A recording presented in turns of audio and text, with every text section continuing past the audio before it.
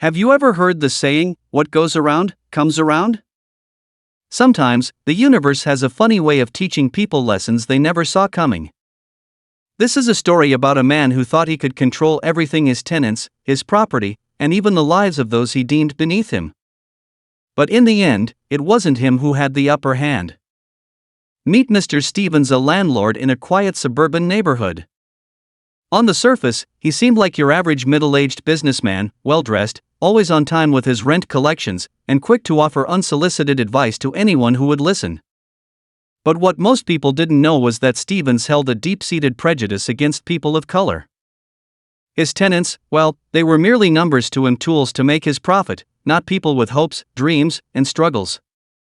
In this particular story, we meet the Ruiz family, Maria, her husband Diego, and their two children, Isabella and Mateo. They had been renting from Mr. Stevens for nearly 5 years. The Ruizes had always paid their rent on time, kept the house in great condition, and were friendly, hard-working people who just wanted to make a better life for their kids. But Stevens couldn't stand them. Every time he passed their house, he muttered under his breath, calling them dirty immigrants or lazy freeloaders. He thought they were lucky to even have a roof over their heads. One chilly autumn afternoon, the Ruiz family received a letter from Stevens. It was a formal eviction notice. The letter stated that the family needed to vacate the property immediately.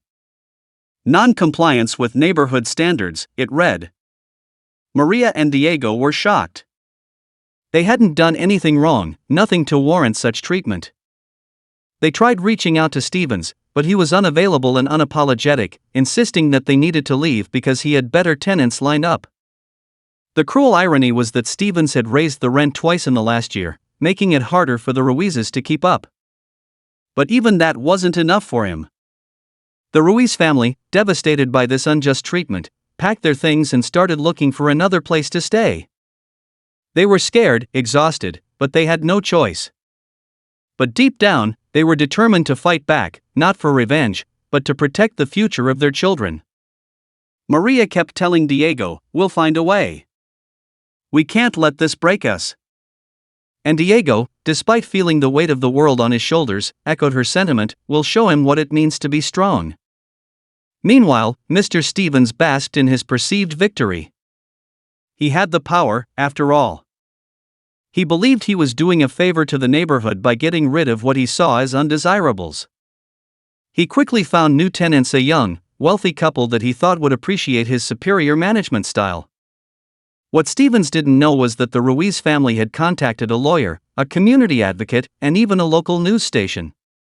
With their help, they started uncovering Stevens' pattern of mistreating tenants. It turned out that he had been evicting families of color for years, under the guise of minor, fabricated infractions. The public backlash was swift. The media coverage, explosive. Just when Stevens thought he had escaped any real consequences, his actions started catching up with him. The new tenants? They had barely moved in when they started discovering that Stevens had failed to disclose several major issues with the property: unsafe wiring, a broken water heater, and mold growing in the basement. They filed a lawsuit, citing misrepresentation, and soon after, Stevens found himself in a legal battle. But that wasn't the worst of it. Karma, it seemed, had a long memory. One night, as Stevens was going over his financials, he was met with an unexpected knock at his door. It was the sheriff, handing him a letter and eviction notice. You see, Stevens had been evicting families for years without fully complying with local housing laws. As it turned out, his own property was in violation of multiple building codes, and now, he had been forced to leave. The house he had so proudly owned for decades was no longer his. His empire, built on a foundation of prejudice and greed, was crumbling before his eyes. Meanwhile, the Ruiz family, with the support of their community and legal team, found a new home. A place where they were welcomed with open arms. Maria got a job at a local restaurant, Diego started a small landscaping business, and Isabella and Mateo settled into a new school, thriving in their new environment. And despite all the hardship, they never gave up on their dream of building a better life. As for Mr. Stevens? Well, he was left with nothing but regret. He had been so blinded by his own hatred that he failed to see what really mattered, treating others with respect and kindness. In the end, karma had a way of righting the wrongs he had done. The community that had once feared him now looked on with pity, and Stevens was forced to confront the consequences of his actions. The story of the Ruiz family is a reminder that no matter how dark things may seem, there is always a way forward. And for those who try to tear others down, the universe has a way of delivering justice when they least expect it. It's a powerful lesson in empathy, resilience, and the importance of standing up for what's right.